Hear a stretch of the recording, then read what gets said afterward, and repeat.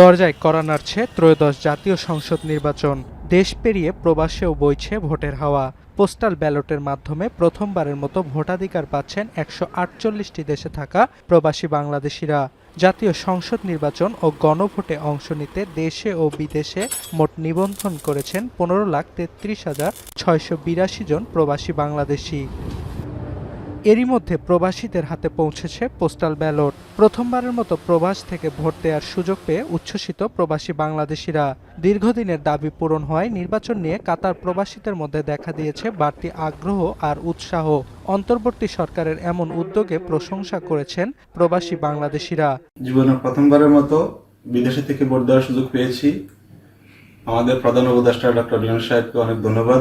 আমার এই ভোটের মাধ্যমে দেশে একজন ভালো এবং ন্যায্য সরকার আসুক। বিভিন্নভাবে আমাদেরকে হয়রানি করা হয়, এয়ারপোর্ট থেকে বা পাসপোর্ট অফিস বা অন্যান্য যে সমস্যাগুলো আছে এগুলো যেন আমাদের প্রবাসীদের দিকে তারা নজর দেয়।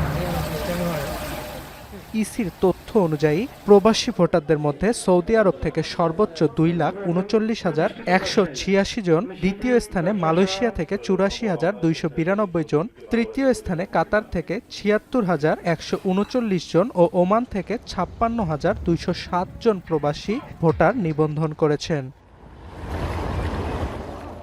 অর্ণব প্রসাদ, এখন।